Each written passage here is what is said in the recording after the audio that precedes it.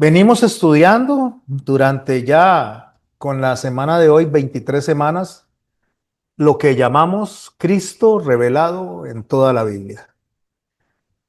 A mí, en lo particular, me ha bendecido mucho. Es un proceso que vimos desde el Génesis donde hemos ido creciendo espiritualmente. Me refiero a la revelación que el Señor da. Aunque los libros no están acomodados de manera cronológica en la Biblia, porque si bien es cierto, el primer libro escrito de la Biblia fue Job, no Génesis, y lo mismo así pasa con otros libros que están como intercalados, sí están acomodados según la revelación. Y por eso es que decidí estudiarlo de esta manera. Hoy vamos a estudiar un libro que a mí me causa mucha, de verdad, me gusta mucho. Me causa mucha emoción especialmente cuando llego al capítulo que vamos a ver hoy, el capítulo 11, y es el libro de Oseas. Al mensaje de hoy le titulé Compasión para esta semana 23. Vamos a estar principalmente en el capítulo 11 de Oseas. Creo que los que tuvieron la oportunidad de estarlo leyendo les va a bendecir mucho la enseñanza de hoy.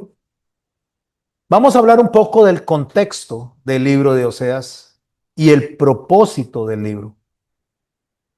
Después de que estudiamos Daniel, en el cual nosotros pudimos aprender de la fidelidad de Dios, o de la fidelidad hacia Dios, perdón, pudimos aprender de Daniel cómo fue fiel hasta el último momento, cómo él se propuso en el corazón no contaminarse y llegó hasta el último momento realmente sosteniendo lo que él le había prometido al Señor.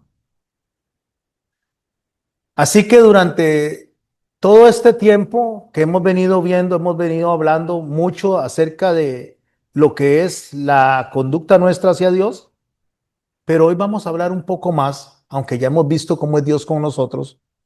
Hoy vamos a hablar dentro de un contexto de los libros más personales, podría decir yo, más conmovedores que tiene el Antiguo Testamento, especialmente de lo que Dios hace en nuestras vidas y cómo Dios acciona a nuestras vidas. No digo reacciona, a veces de manera equivocada uno usa esa palabra, que Dios reacciona. Dios no reacciona, nosotros reaccionamos, Dios acciona. Dios es inmutable y Dios no varía según nuestra conducta. Cuando estudiamos a Daniel nos enseñó cómo es que el creyente debería de conducirse hacia Dios independientemente de su situación, independientemente si está en un proceso de crisis, si está en buenas o en malas. Pues Daniel no la pasó muy bien. No voy a repetir toda la clase anterior, pero lo que aprendimos nosotros es cómo Daniel respondía a Dios y cómo el creyente debe responder a Dios.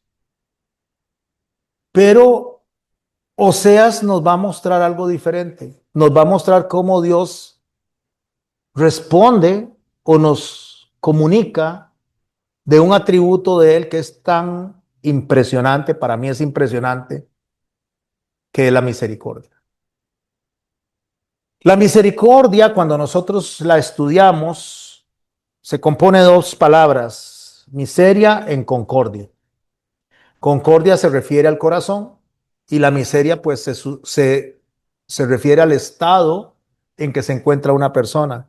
Cuando dice miseria en concordia significa que el estado de esa persona pasa por el corazón del que está aplicando el amor, en este caso de Dios. Entonces la misericordia de Dios es tomar lo que somos nosotros y pasarlo por su corazón.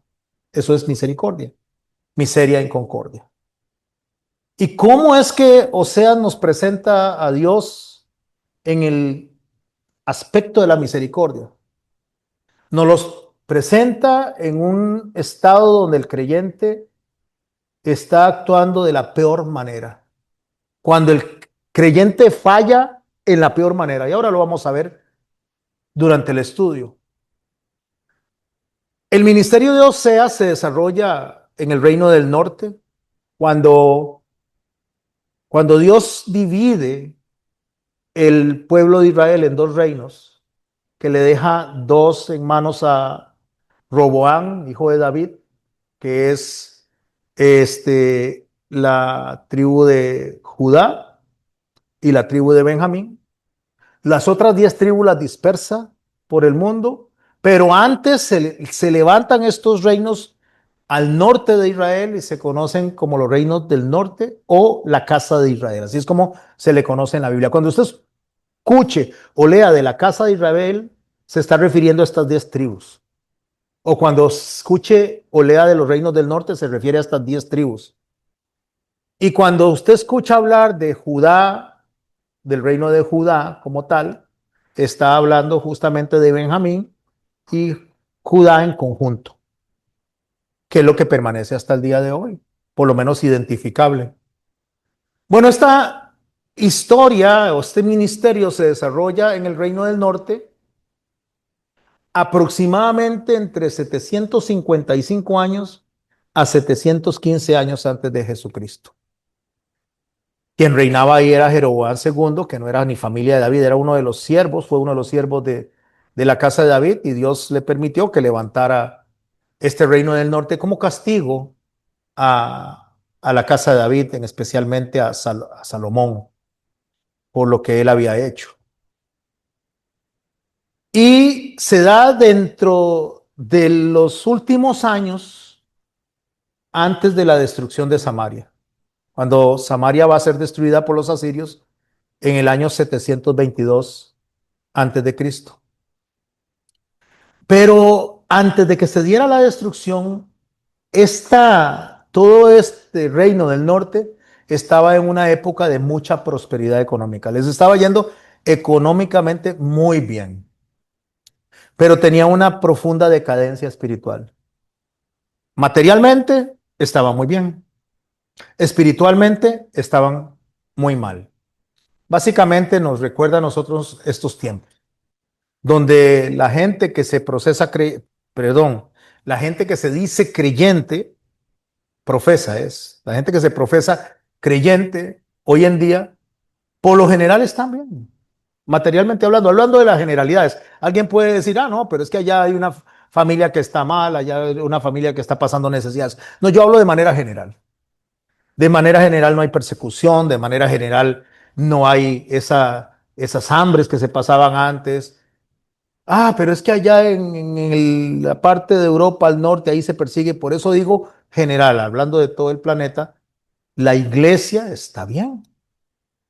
Pero también se repite la parte donde espiritualmente no está bien.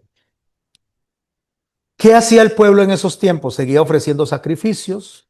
Estoy hablando de Israel como tal. Seguía celebrando las fiestas que el Señor había establecido, pero había dejado de amar a Dios. ¿Cómo ahora? Como en la actualidad, que la mayoría de la gente actúa por lo que quiere de Dios y no por Dios mismo. O sea, lo que espera que Dios le dé, pero no realmente por lo que Dios es para nosotros o lo que debería de ser. Así que para ese momento la idolatría se había vuelto cotidiana en la vida, o sea, era algo normal. La gente había normalizado la parte de la idolatría, la parte pecaminosa, o sea, lo veían como, aquí no pasa nada. Y usted muchas veces se puede acercar a una persona y decirle, pero es que eso no le agrada a Dios, pero ¿qué tiene de malo? Le dicen las personas. Y no es que esas personas le estén diciendo a ustedes, tal vez de una manera incluso rebelde, sino que realmente creen que lo que están haciendo está bien, no está mal. La injusticia se había vuelto una cuestión muy común. La corrupción llenaba todas las áreas del gobierno y el pueblo había aprendido algo muy peligroso: a seguir practicando lo que se le llama religión, que le podríamos llamar nosotros fe, a seguirlo practicando, pero con un corazón entregado a otros dioses, no a Dios. Llámese en la época actual economía, llámese trabajo, llámese familia, llámese como se llama, todo lo que ocupe el lugar que le corresponde a Dios y no está Dios en el primer lugar, eso es idolatría. Incluso nosotros mismos podríamos ser parte de la idolatría, lo cual se llama egolatría, cuando nos ponemos a nosotros mismos en lugar de Dios. Y ese es el contexto en que precisamente Dios viene y llama a Oseas, pero lo hace de una manera completamente diferente de cualquier otro de los profetas que usted pueda leer en la Biblia. Es un libro tan interesante, de verdad, tan impresionante en cuanto a lo que es la misericordia de Dios, porque Él no le entrega un mensaje solamente a Oseas, sino que agarra la vida de Oseas y la convierte en mensaje. Lo agarra a Él en toda su dimensión y lo convierte a Él en el mensaje que le va a dar al pueblo. Y le ordena algo que a cualquiera diría: ¿qué es esto? ¿Cómo va a venir esto de Dios? Le ordena casarse con una mujer que se llamaba Gomer, pero ese no es lo que impresiona, sino que era una mujer potencialmente prostituta, que lo iba a dejar. Cásese con esa mujer fornicaria, potencialmente prostituta. Estoy tratando de parafrasear la historia. Y usted lo puede leer en el capítulo 1, en el verso 2, donde Dios le dice: ve, tómate una mujer fornicaria e hijos de fornicación, porque la tierra fornica apartándose de Jehová. Y Gomer era la mujer que le iba a ser infiel a Oseas.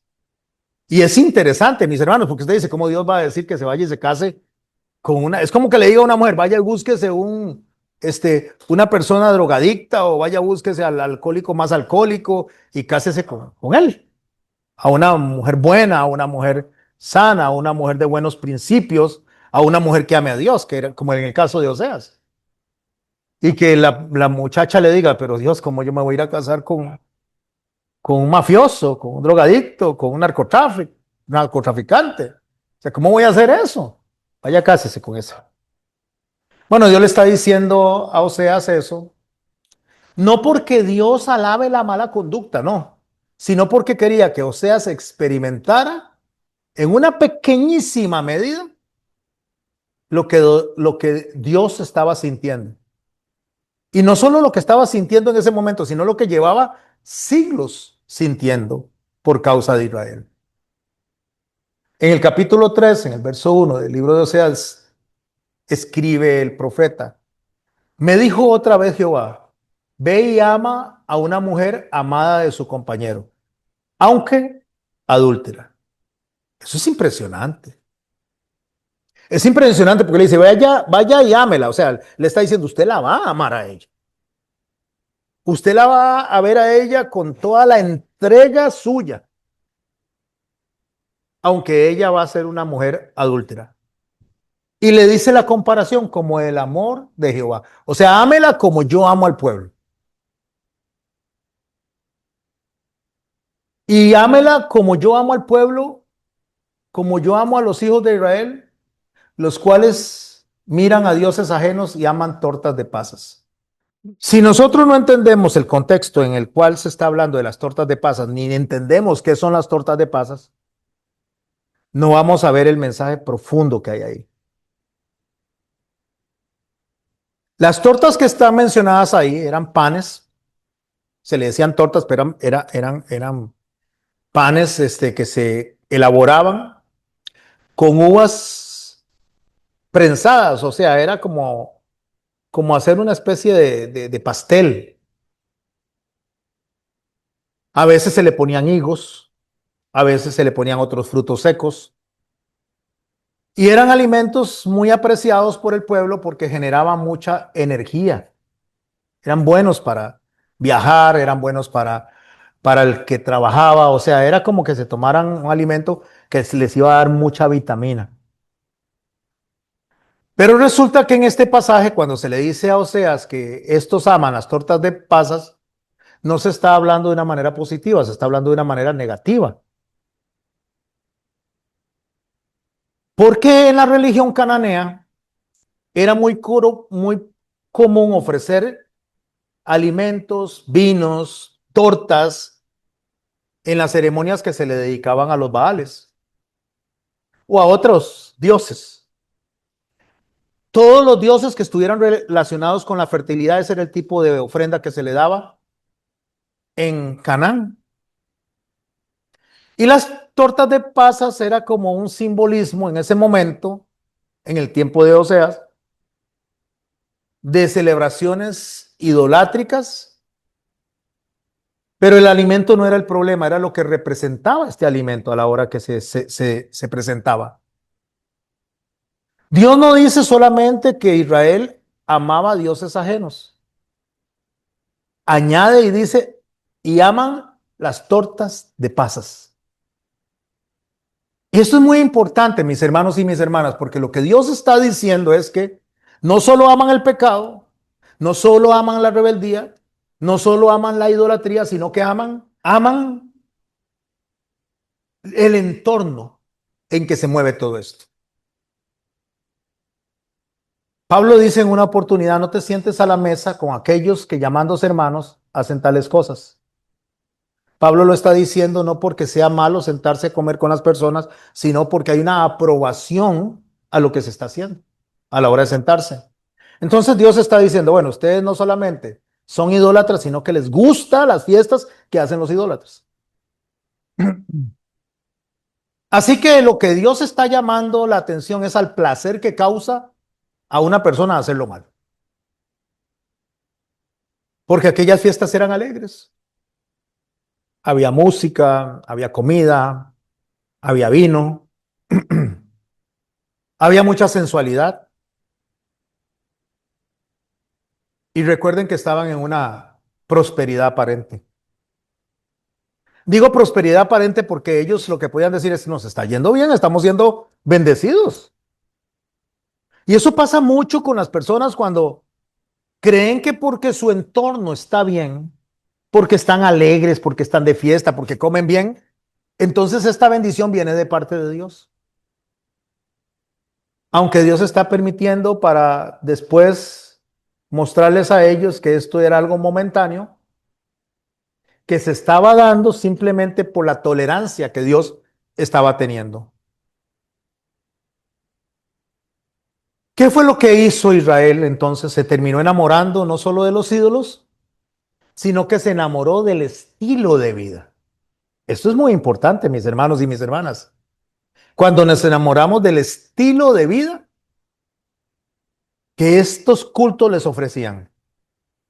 Los que estuvieron ayer en la clase, cuando hablamos de la mente de Pablo y de la enseñanza de Pablo, cuando el Señor dice que o acusa que todos somos pecadores, que todos somos injustos, no estaba hablando de lo que se ve, sino de lo que no se ve. Un ejemplo, si yo vengo aquí con ustedes y entonces yo observo que alguien está haciendo negocio con el evangelio, está haciendo negocio con las cosas que Dios hace, mi boca puede criticar eso y decir, qué barbaridad, están haciendo negocio con el evangelio, están engañando a la gente. Critico eso, pero en mi corazón deseo eso. No hacer eso, sino tener esos resultados.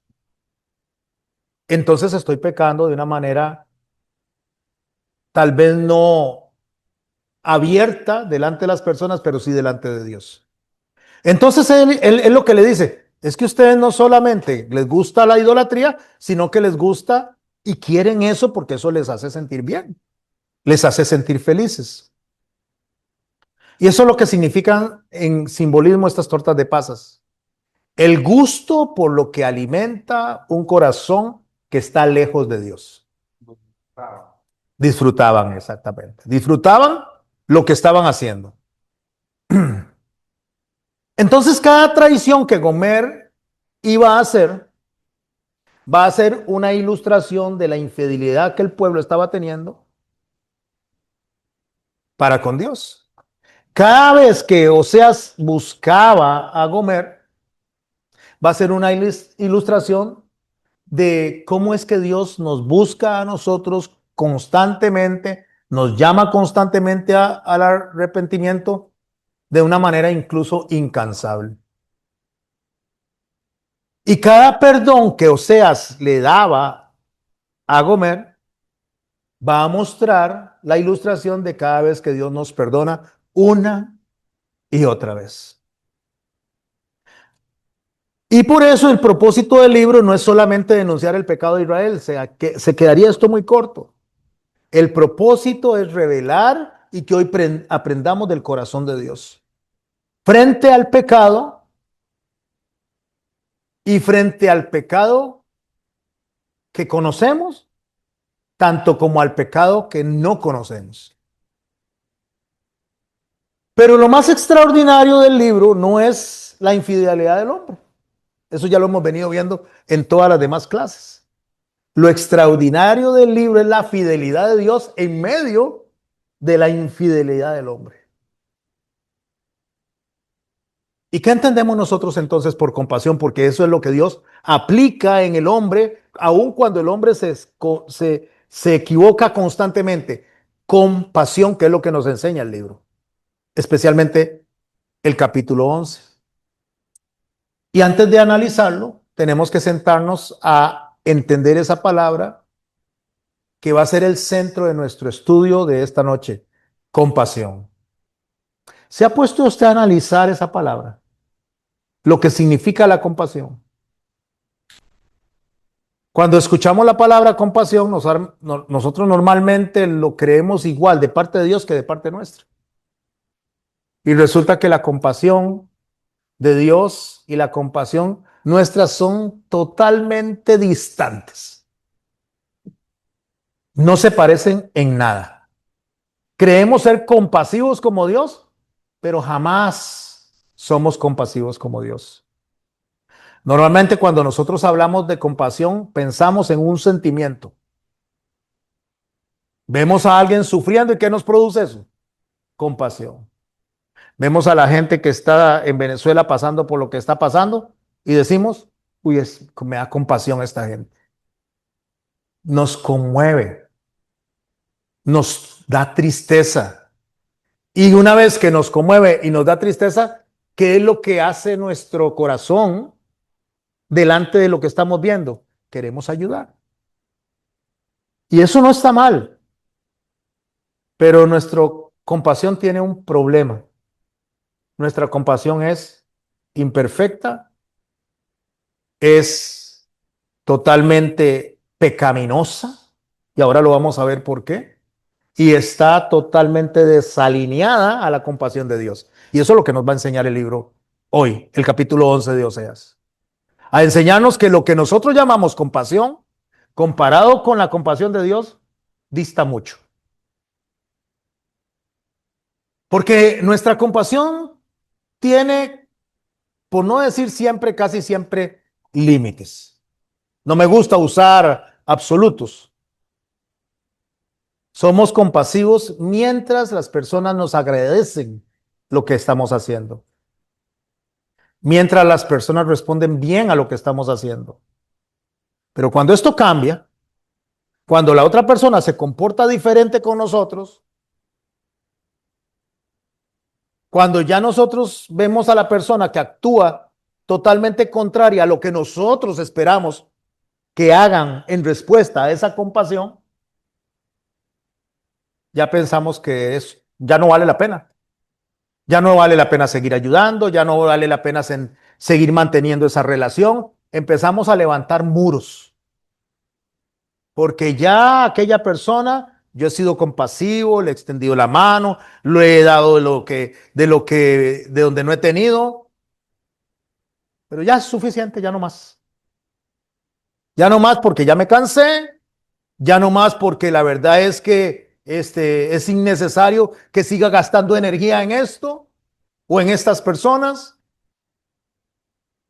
Y cuando la persona viene y vuelve a cometer el mismo error que había cometido, cuando rechaza nuestra ayuda, cuando nos hiere, cuando traiciona nuestra confianza, nuestra compasión empieza a agotarse.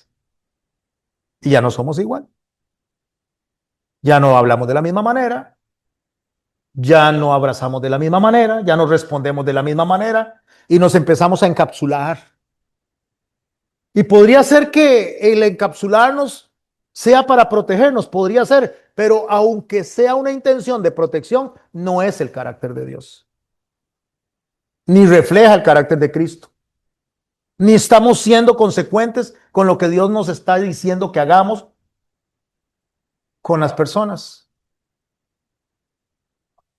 Porque la compasión humana suele depender de la respuesta del otro. Soy compasivo mientras aquel me responda afín a lo que yo estoy haciendo. O sea, es una compasión condicionada. Incluso cuando ayudamos sinceramente, muchas veces esperamos algún resultado. Es más, ¿qué es lo que menos esperamos nosotros cuando extendemos la mano? ¿Qué es lo que menos usted espera de la otra persona? Que le diga gracias. Eso es lo menos, lo menos. No está diciéndole, mira, le ayudé a aquella persona económicamente y espero que me devuelva económicamente, porque si no tiene, ¿cómo te va a devolver económicamente? Pero espera que usted le diga, espera que le diga a usted gracias. Y cuando no está ese gracias, ya empezamos a hablar. Es que ni gracias, dice. Qué mal agradecidos. Y empezamos a esperar que aquella persona cambie, que empiece a valorar el esfuerzo que hicimos y que corresponda al amor que ya le dimos. Espero que esté metiéndose dentro del texto. Y cuando eso no ocurre, cuando la persona no responde como nosotros, nuestra justicia, nuestra forma de ver las cosas, creyendo que estamos haciendo lo correcto delante de Dios, no resulta, entonces empezamos a decir, bueno, ya yo hice todo lo que pude. Y no quiere cambiar.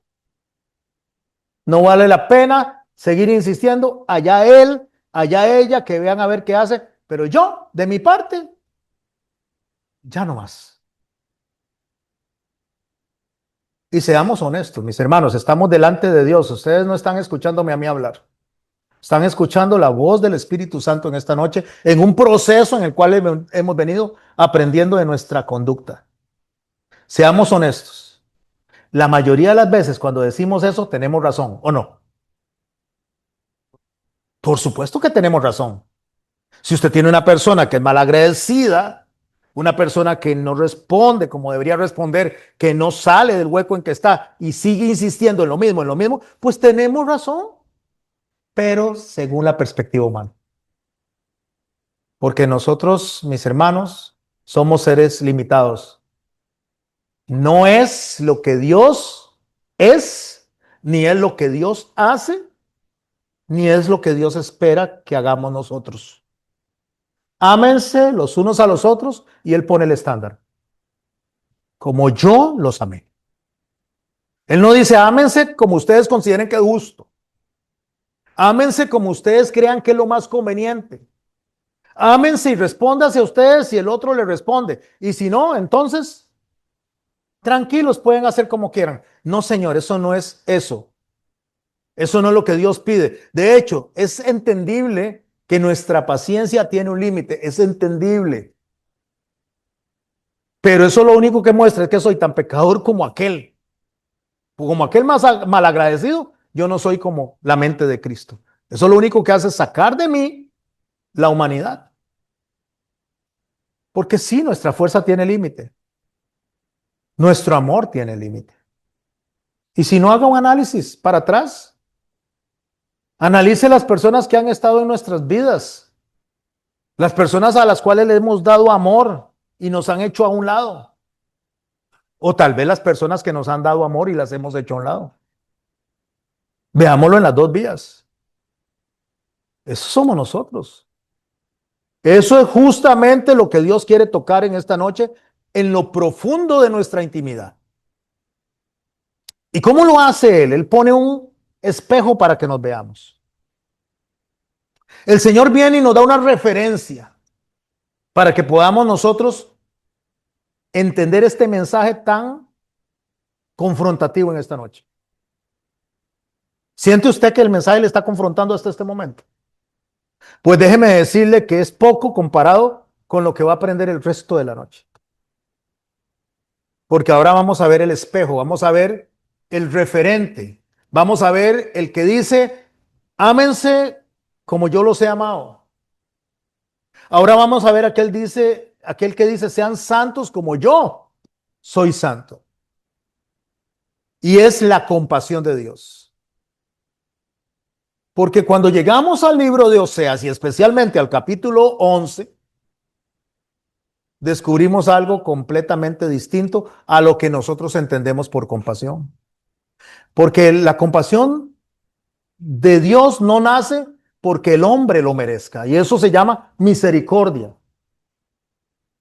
Porque justicia es que Dios nos pague lo que merecemos. Y misericordia es que Dios nos da lo que no merecemos. Cuando merecemos irnos al infierno, cuando merecemos juicio, el Señor nos da amor.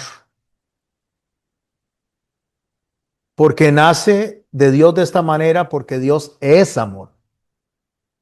Usted y yo no somos amor. Nosotros tenemos amor y nuestro amor es un poquito distorsionado dependiendo de las circunstancias, las personas y cómo nos sintamos nosotros en ese momento. Somos por naturaleza traidores.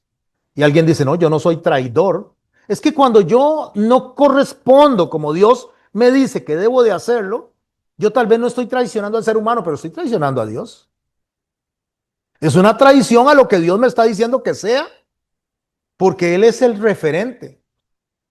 Y Dios dice, mi amor no depende de la conducta del hombre, y si usted quiere amar como yo amo, debe de amar de la misma manera, no debe de depender del carácter de la otra persona, sino que debe depender del carácter de Dios. Y Dios es amor. Ahora, yo podría o alguien podría pensar, bueno, es que Dios aquí está aprobando el pecado del otro. No, no, no, no, no, no. No significa que Dios esté aprobando el pecado, porque aprobar el pecado también va contra el carácter de Dios. Y todo el libro demuestra justamente lo contrario. Dios no le dice sí al pecado. Dios confronta al pueblo.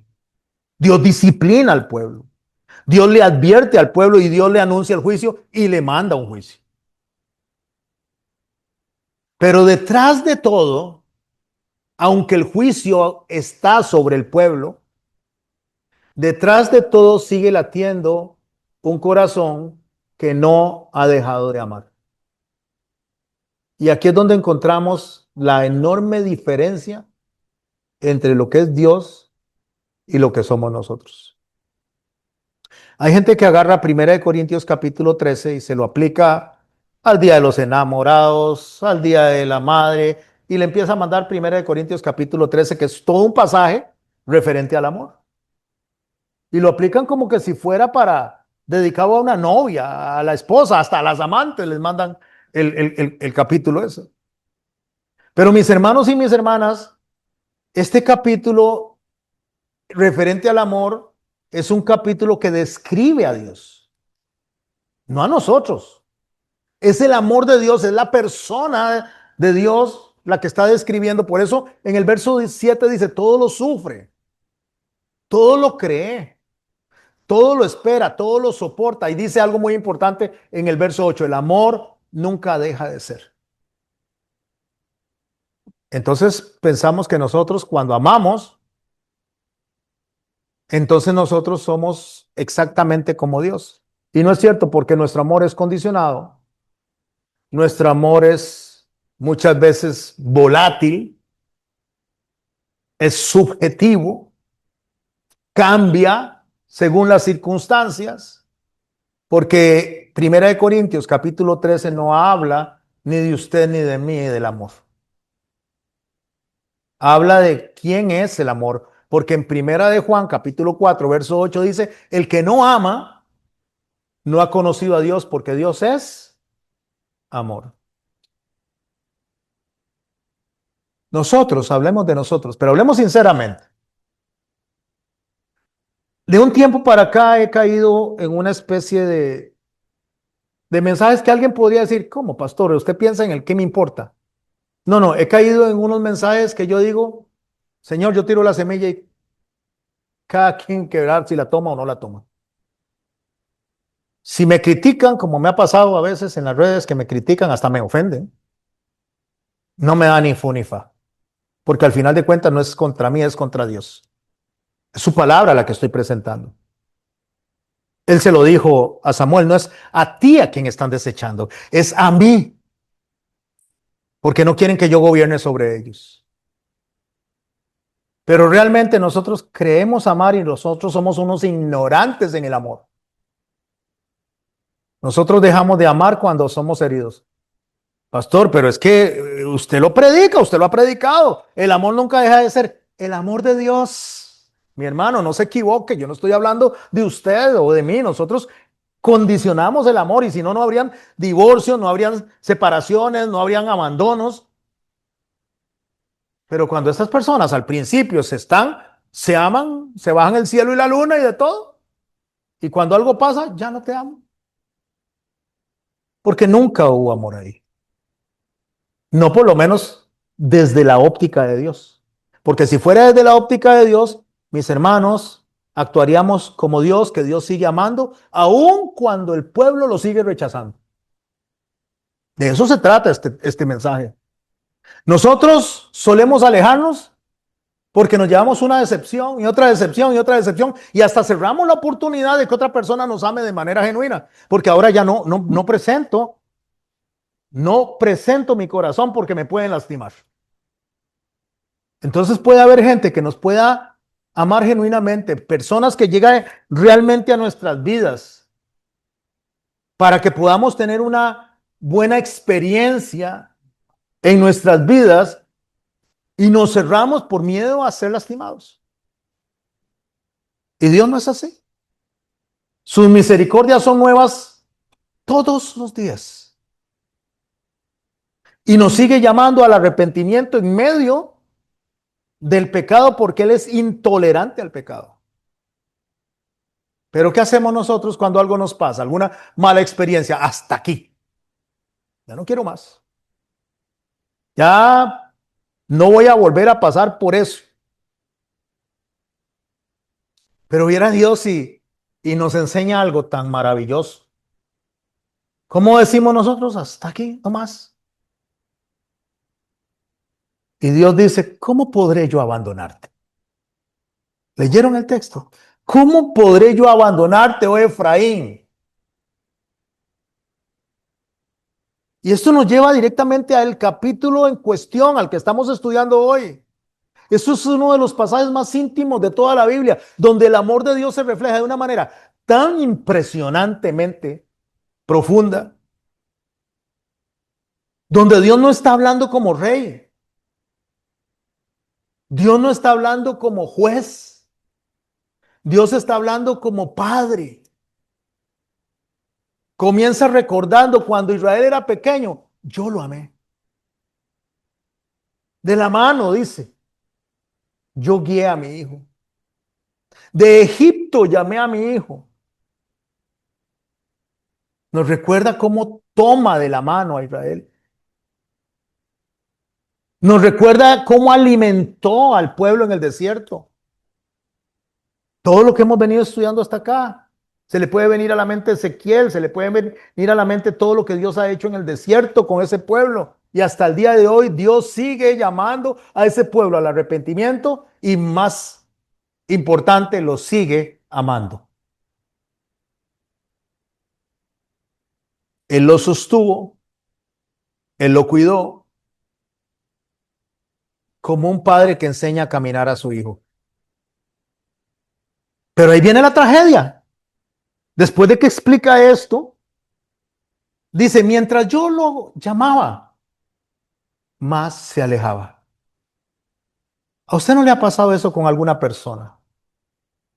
Entre más usted la busca, más se aleja. Entre más usted quiere amarle, más se aleja. Entre más usted le gustaría compartir, más se aleja. Y ahí es donde entramos nosotros con nuestro carácter. Pues si ya no me quiere, que se vaya, que se aleje.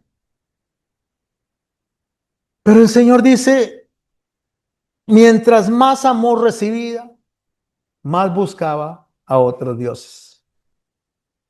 Mientras más gracia experimentaba, más endurecía su corazón. O sea, entre más le amo, más me alejo. O dicho de la manera correcta, entre más Dios me ama, más me alejo. Y tal vez usted y yo pensaríamos que la historia termina ahí, porque usted y yo terminaríamos ahí, ¿o no? Diríamos ya, que le vaya bien, chao, te vi por tele. Chao, si te vi, no me acuerdo. Esa sería nuestra historia. Esa sería nuestra forma de ver la compasión y la forma de ver el amor y el concepto de misericordia que tenemos. Ah, sí, yo lo perdoné, yo la perdoné. Sí, yo los perdoné, pero que hagan su vida por aparte porque ya no más. Que fuera que Dios hiciera con nosotros eso, mis hermanos y mis hermanas. Nosotros pensaríamos que Dios, después de que ha experimentado esto con el pueblo, se cansa, que ya no hay nada más por hacer. Pero entonces encontramos esta hermosísima declaración de la cual saco el título para el mensaje de hoy. Es la declaración más extraordinaria que yo me haya encontrado de Dios para un pueblo infiel. ¿Cómo podré abandonarte, oh Efraín? Oseas 11, verso 8. Y le añade, mi corazón, dice, se conmueve dentro de mí, se inflama toda mi compasión. Ay, mis hermanos, esto hasta que a mí se me pega un taco en la garganta. Desde la primera vez que yo leí este texto hasta el día de hoy me sigue causando la misma impresión. Se me pega un taco en la garganta donde él dice, ¿cómo podría abandonarte? Se conmueve mi corazón dentro de mí. Se inflama toda mi compasión. Hagamos una pausa aquí. Si usted está acompañándome en el día de hoy, en la mente y en el espíritu, no solo en la mente. Él no dice, se inflama mi ira. Ahora van a saber quién soy yo. ¿Habían suficientes motivos o no?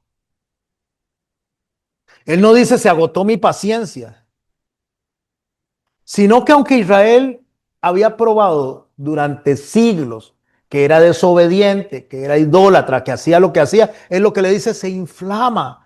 Toda mi compasión se inflama. Inflamar es inflar algo. Tome usted un globo y échele aire y échele y échele y échele aire, que crezca el globo y crezca y crezca. Usted está inflando el globo y que crezca y crezca hasta que explote.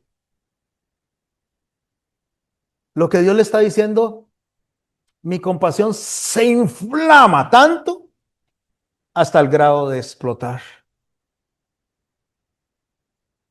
Es como si Dios nos pudiera o nos permitiera asomarnos por un instante dentro de su corazón.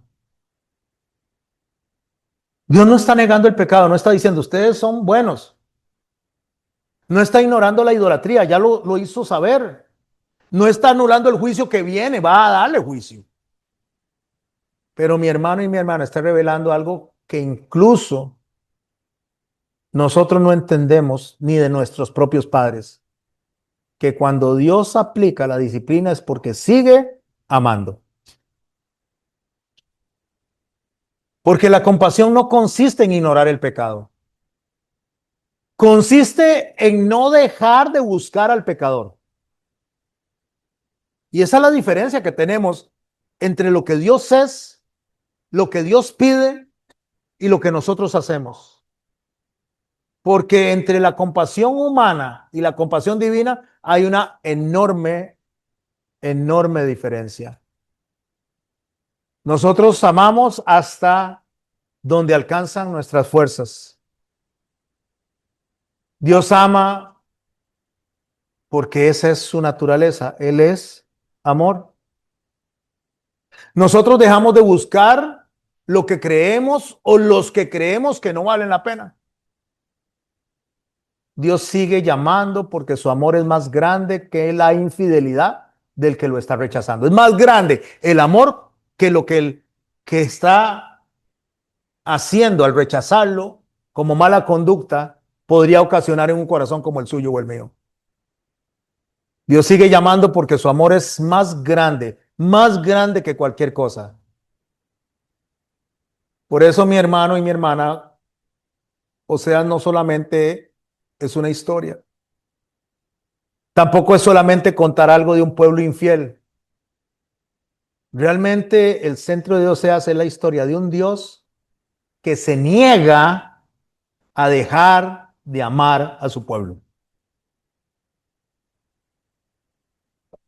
Tal vez nosotros nos parecemos, y no tal vez, creo que nosotros nos parecemos más a Israel de lo que estamos dispuestos a reconocer. No hemos dejado de asistir a la iglesia. Veámonos aquí, véanse los unos a los otros. Aquí estamos. No hemos dejado de orar. No hemos dejado de leer la Biblia, pero poco a poco nuestro corazón ha ido tomando un norte diferente al que Dios nos dice que tomemos. Y aún en medio de eso, aún en medio de nuestra justicia, Jesús lo dijo, si su justicia no fuera mayor que la de los fariseos. ¿Por qué? Porque él sabía que nuestra justicia está condicionada. Nosotros tenemos un concepto para auto guiarnos de lo que es amor, justicia, misericordia, y para peores lo normalizamos y peor aún lo excusamos. Y poco a poco, mis hermanos, seguimos entregando el corazón al norte diferente que Dios estableció y Dios sigue preguntándose de usted y de mí, ¿cómo podré abandonarlos? ¿Cómo podría abandonarlos? Y no por ignorar nuestro pecado, por supuesto que no, sino porque la compasión de Él es tan grande, tan enorme, que sigue llamándonos al arrepentimiento. En medio de nuestros pensamientos, en medio de nuestras acciones, en medio de la forma en que nos conducimos los unos a los otros, en medio del juicio que nos hacemos los unos a los otros, en medio de la forma y los estándares que ponemos nosotros en cuanto a cómo debemos de conducirnos. Dios sigue llamándonos al arrepentimiento, tanto a la persona que ha fallado como al que le fallaron. Porque cuando nosotros nos fallan y nos comportamos diferente a Dios, nosotros también le estamos fallando a Dios. Y aquí es donde está la enseñanza de esta noche. Porque la compasión de Dios nunca pretende que usted y yo nos quedemos igual. La compasión de Dios busca que nos restauremos, busca que nuestro corazón sea restaurado. Porque el amor verdadero no consiste en que usted acepte la destrucción a ojos cerrados, consiste en hacer lo posible, mis hermanos, para salir de las consecuencias de la destrucción. Y eso fue lo que Dios hizo con Israel. Siglos después, nosotros vemos cómo Dios hace lo mismo con Oseas, con el pueblo y con usted y conmigo en la persona de Jesucristo. Porque la mayor demostración de compasión de Dios, mis hermanos, no fue solo decir mi corazón se conmueve dentro de mí. Fue entregar a su propio Hijo para que usted y yo tuviéramos un espejo, un ejemplo al cual seguir. Y el Señor nos dijo claramente, esto es el mandamiento que yo les dejo. Ámense los unos a los otros como yo los he amado. Y el primer mandamiento es amarás a Jehová tu Dios con toda tu mente, con todo tu corazón, con todas tus fuerzas. Sobre estos mandamientos depende toda la ley y los profetas. Aunque lo dije en el orden inverso y hablé del amor entre nosotros y después del primer mandamiento del amor de Dios, lo hice de una manera intencional. Porque Juan dice algo, si no amas a tu hermano a quien ves, ¿cómo dices que amas a Dios a quien no ves? Y quien dice que ama a Dios, pero no ama a su hermano, es un mentiroso. Y amar a Dios para poder amar al hermano implica, mis hermanos, ser como Jesucristo. Tener la mente de Jesucristo. Actuar como Jesucristo. Y quiero cerrar antes de escuchar el canto que escribí para hoy con un escenario. Váyanse a ese escenario. Está el Señor Jesucristo en la cruz. No le ha hecho mal a nadie. Solo bien le ha hecho. Usted puede decir, es que yo le he hecho bien a esas personas. No les he hecho mal. Bueno, Jesús nos ha hecho bien. Nos hizo bien y no le ha hecho absolutamente mal a nadie. Lo hicieron caminar 3 millas bajo el sol con hambre. Después de haberlo tenido en una cisterna y haberlo golpeado. Después de haberle dado latigazos. Bajo un sol incandescente, deshidratándose, con toda la espalda expuesta. Con los muslos expuestos, con los glúteos expuestos. Me refiero a los músculos. Subido a una cruz donde la cruz en la parte de la espalda está raspándole, donde él hace respirar y después descansa. Y en medio de ese escenario donde lo están insultando, si eres el Hijo de Dios, bájate de ahí. Donde lo están escupiendo, lo que sale de su boca, de su corazón es: perdónalos porque no saben lo que hacen. Eso no es compasión. Podemos decir lo mismo nosotros cuando una persona nos hace algo y en lugar de verlo con el juicio nuestro, verlo con la justicia de Dios y decir: perdónalos, Señor, porque no saben lo que hacen. Perdónalos porque aún no han entendido realmente lo que significa tu sacrificio, tu amor. Y yo mismo creo, Señor, no haberlo entendido. Cuando entendamos eso, mis hermanos, cuando podamos hacer nosotros un clic con la mente de Cristo, cuando podamos nosotros entender lo que significa que Él estuviera en la cruz, siendo Dios inmaculado, que estaba en el trono y no escatimó estar ahí, sino que descendió a esta tierra de corrupción, para que usted y yo podamos escuchar un mensaje como el de esta noche y diga el mensaje a nuestro corazón: yo quiero que ustedes sean como yo. Sean santos como yo soy santo, sean perfectos como yo soy perfecto. Y la perfección consiste, mis hermanos, no en nosotros, consiste en lo que el Espíritu Santo puede hacer en nosotros y lo que nosotros querramos escuchar del Espíritu Santo y ponerlo en práctica. Ese es el mensaje de hoy. Y es el mensaje que Dios permitió traer y me permitió escribir lo que vamos a escuchar a continuación. Voy a orar y escuchamos este mensaje y cerraríamos esta noche nuestra charla. Padre, yo te doy gracias por la forma en que hablas a nuestros corazones. Yo te doy gracias, Señor, porque has inquietado nuestros espíritus. En lo particular, así siento en mi espíritu.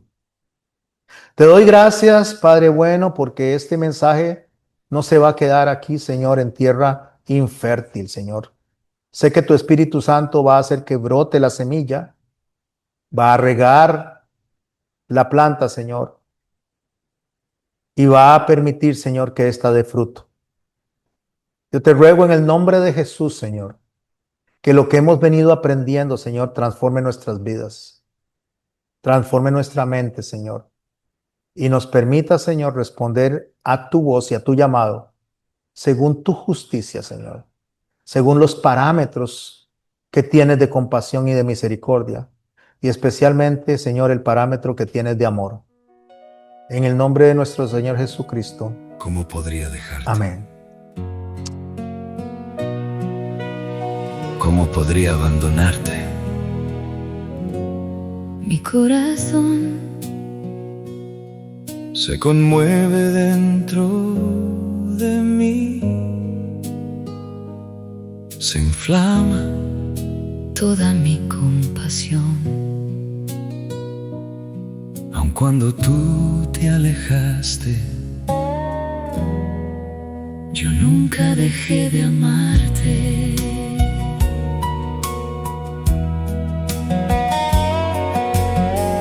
Cuando eras pequeño, te tomé de la mano, te enseñé el camino, te enseñé a caminar. fui quien sostuvo cada uno de tus pasos. Antes que supieras siquiera pronunciar, te llamé 1000 veces por tu nombre, pero tus ojos miraron en otra dirección. Sin embargo, nunca dejé de buscarte, porque el amor no olvida su promesa. ¿Cómo podría dejarte? ¿Cómo podría olvidarte? Aunque tu corazón se haya ido, el mío permanece esperándote. Mi corazón se conmueve dentro de mí, se inflama toda mi compasión. no porque nunca hayas fallado, sino porque eterno es mi amor. Vuelve a casa, todavía hay lugar, mis brazos siguen abiertos, todavía quiero abrazarte. te vi buscando agua en otros pozos, persiguiendo sombras que no dan paz. Y aunque rompiste tantas promesas, mi fidelidad jamás cambiará. No me sostiene tu obediencia, ni tus fuerzas, ni tu religión. Soy yo quien sostiene el pacto, porque así late mi corazón. No estoy aquí para destruirte, estoy aquí para levantarte. No estoy aquí para recordarte tus caídas. Estoy aquí para recordarte quién eres para mí. Si hoy escuchas su voz, no endurezcas tu corazón. Todavía hay misericordia, todavía hay restauración. Su amor sigue llamando, su gracia sigue aquí. El Padre aún espera. Es tiempo de volver. Mi corazón se conmueve dentro de mí, se inflama toda mi compasión. Antes que existiera tu respuesta, ya existía mi amor. Mi corazón se conmueve dentro de mí. mi misericordia nunca terminó. Vuelve a casa, hijo amado, yo soy tu restauración. Mi corazón Se conmueve dentro de mí, toda mi compasión. vuelve a casa, Vuelve a casa, porque mi amor nunca cambió.